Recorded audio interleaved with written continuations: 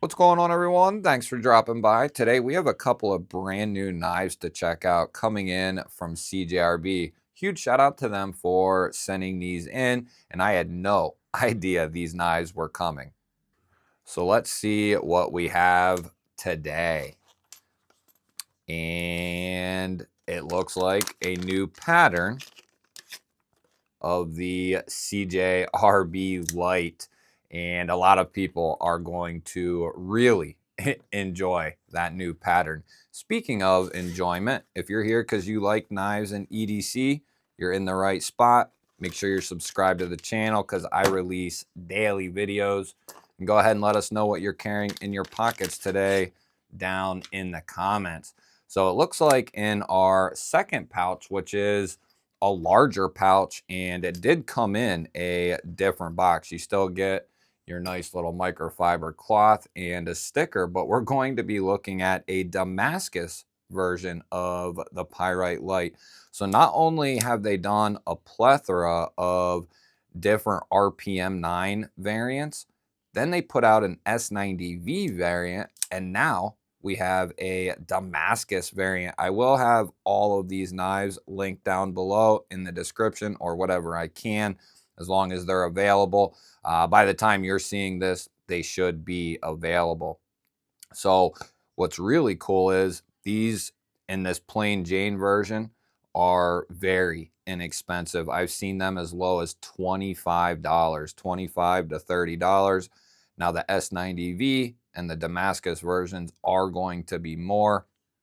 I'm going to guess the Damascus version is probably sitting around, well, I don't know what they would be charging for that. I'm guessing that the base layer for this is going to be some sort of 9CR, 10CR base, and maybe they're using RPM 9 as a base for this as well. I'd be interested to know.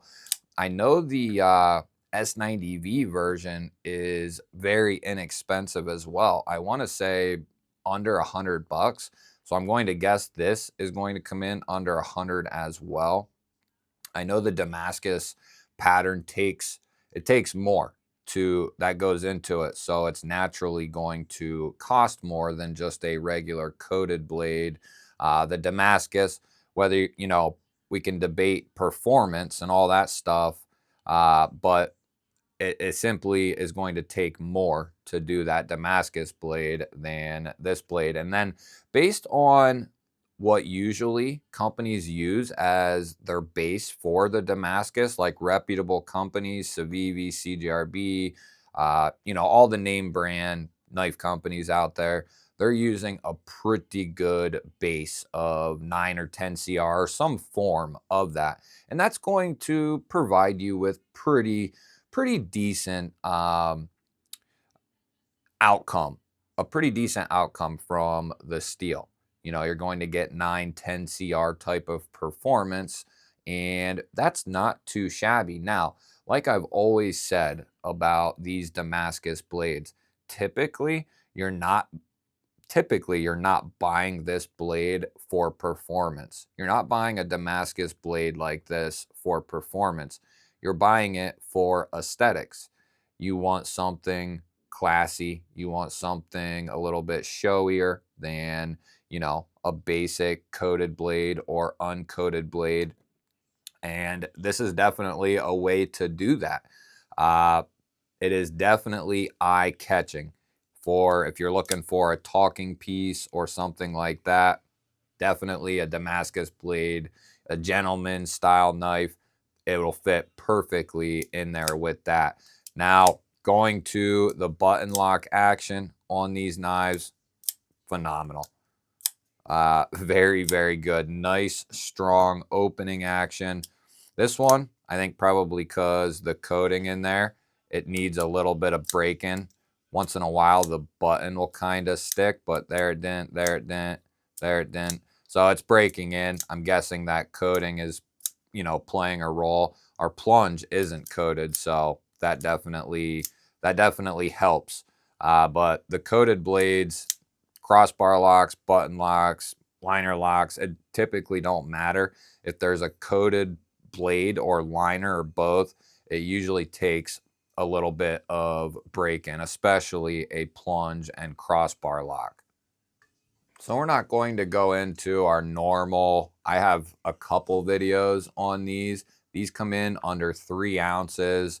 You're looking at just shy of 3 inches of cutting edge, like 2 and 15/16, 3.5 inches of total blade. And then we're coming down around like 7 5/8 or so for an overall length. So that's going to be in a lot of people's wheelhouse. I wear an XL glove and I can fit beautifully on that handle, very comfortable. And then you have that nice choil where you can choke up behind that blade. And because this is so light, this thing is going to be so easy to maneuver with, do detailed work with. You got that fine tip. You can easily choke up on there, you know, slide your middle finger into that choil and you can get right up on this tip for precision type work. And then everyone, or most people these days, enjoy, you know, getting their knife out and messing around with it. Fidgeting with a knife, there was such a thing as messing around with your knife long before it ever became a thing. You know, even back 20 years ago when pocket knives had horrible opening action, had horrible closing action, you still messed around with your knife. We did anyway. It wasn't near as satisfying as knives in today's world, but we always messed around with our pocket knives. Now, one thing I definitely want to check are the edges, and I want to check the locks. But like I said, if you want to know more details about this knife, you've never seen it before, I will link either up in a card or down in the description the original unboxing for the Pyrite Light, where we dive into all the intricate details. So let's go ahead and we'll check these edges. But I think this knife here, the Pyrite Light, not necessarily the Damascus one. Look at that. That's sharp, fellas and ladies. That is sharp right there. Woo-hoo. Let's see about this one. But I know, and I'm debating with myself as well. Wow. This could easily, the Pyrite Light could easily win almost every content creator who is worth the salt. You know, when something is so glaringly obvious, you know, even if you want to be different, because I was thinking about it, because a lot of people are going to go with this as budget knife of the year, especially under $40. I don't know what could you put here to beat this knife, especially when they're coming in at like 30, 25 and 30, maybe 35. I don't know what you could put in place of it at a retail price and beat it. I just don't know. And I was thinking, well, to go against the grain and be different, what would I pick? And I've found some candidates, but to call them knife of the year, that is up in the air, because there are other knives out there that provide quite a bit of value in regards to the price tag, but it's not as established companies. It's not as established knives. So, you know, it's like, where do you go with that? CJRB is proven. The Pyrite line is proven. So it's just, I think it's ultimately going to be hard to pick against the Pyrite Light.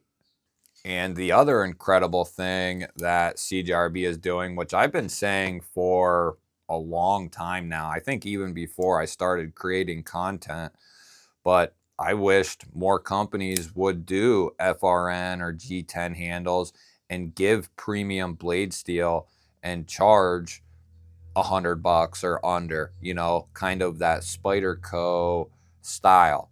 Spyderco will often do FRN or G10 and give a super steel, you know, quality steel and keep the price pretty low. And CJRB has done that with the Pyrite Light, putting S90V on this blade and FRN handles and keeping it under 100, I believe. That is pretty impressive and is a smart move by CJRB. There's no up and down play, and there's no side to side play either, which is very good. Very good. And this is uncoated on an uncoated plunge, so we should have good contact there, and it seems that we do. So let's check this one. This one is coated, and let's see here, a little bit of stick from that button, but I anticipate that to go away. So let's see here. There's no movement in this one either. Yeah, that coating needs, I might just take it apart and just sand it down myself. There's probably coating on the tang, and it's causing a little bit of drag with that lock. Ain't causing any issues though. That would have done it right there. Yeah, that would have done it. Very good. I'm telling you guys, no company is without a screw up. There's no company that's going to produce anything and not have a screw up. But CJRB has routinely been very solid with their plunge locks. They have been for the last year and a half. Since they put their first one out, I thought the feldspar was extremely solid, and they have come an extremely long way since they put that feldspar out. Button locks have come a long way. I think we will start to see a standard button plunge lock phased out. You know, I don't think we'll ever see them completely gone, but I think we will start to see button plunge locks kind of start to phase out for button compression locks, button liner locks, button frame locks, button pivot locks, you know, so there's so many other locking mechanisms you can incorporate into a knife now that is a lot more rigid and a lot tougher. Now, with that being said, you just saw me whack the hell out of these, and these aren't going to fail you under normal use most of the time. I mean, we have to be smart with our tools, and we have to know beforehand what our tools are capable of and not capable of, and that is why I check everything that I do in these unboxings. That way, right out of the box, you guys can see and I can see how is this knife performing across the board from tip to butt, you know, how's that lock holding on, all that sort of stuff. We want to know right out of the box, so that way we can decide where to go from there. If everything is completely solid, as these are, you can carry these in an EDC roll and do 90% of any cutting you would normally do, you know, 95% of any cutting you would normally do, and you'll be just fine. It's that 5% where you're going to be extremely brutal on your knives, where these might not be the best option. And people who are that hard on their knives aren't looking at something like this. We get too carried away with plunge locks aren't that strong. Well, I've tested quite a few of them, and yeah, they're not without their issues, but we've also had issues with frame locks, liner locks, very few crossbar locks, but it's still a dependable lock in an EDC, just basic daily use. Those are my opinions, of course. Let me know what you think of the new CJRB Pyrite Light versions, the Damascus, the Ultim. I think these are both going to be a hit. I think the Ultim is going to be a massive hit. Don't forget to hit the thumbs up button. That helps push the video to more people. If you're new here, I release daily knife and EDC content just like this. Make sure you're subscribed to the channel and ring the bell. That'll notify you anytime I release new content. I'll put a couple of new videos up on your screen. Go check out one of them and have yourself an awesome day. Thank you all again for watching. I will catch you on the next one.